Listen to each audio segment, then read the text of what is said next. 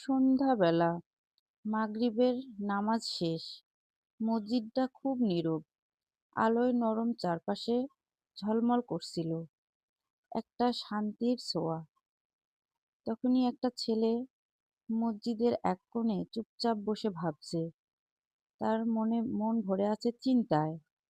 তিনি হুজুরের কাছে যান এবং ভাঙা কণ্ঠে বলেন, হুজুর, আমি জান্নাতে যেতে চাই, কিন্তু আমার আমল খুব কম। আমি কিভাবে যেতে পারবো? হুজুর শান্ত কণ্ঠে বললেন, বাবা, জান্নাত দূরে নেই, তোমার বাইরে যেতে হবে না। তোমার জান্নাত তোমার ঘরেই। তুমি তোমার মায়ের কাছে যাও, তার খেদমত করো, তার দোয়া নাও। ওখানেই তোমার জান্নাত খুঁজে পাবে। ছেলেটার বুক কেঁপে উঠল। মনে হলো আমি তো অনেকদিন মায়ের কাছে যাইনি। ছেলেটি দ্রুত বাড়ির দিকে ছুটল। মায়ের ঘরের দরজার সামনে দাঁড়ালো।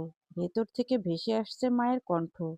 নরম কণ্ঠে আল্লাহর কাছে মুনাজাত করছে। ছেলেটা খুব চুপচাপ দাঁড়িয়ে থাকে, শুধু তাকায়।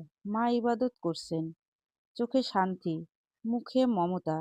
ধীরে ধীরে সে ঘরের ভিতরে ঢুকলো। মা তাকিয়ে হাসলেন। ছেলেটি মায়ের কাছে গিয়ে মাথা রেখে কাঁদতে শুরু করলেন। মা তাকে আঁকড়ে ধরে আদর করলেন। ছেলেটা তখন আল্লাহর কাছে দোয়া করতে লাগলেন এবং তার মাও দোয়া করতে লাগলেন, হে আল্লাহ, আমার ছেলেকে সবসময় সুখে রাখো। ওকে তুমি নেক হায়াত দান করো।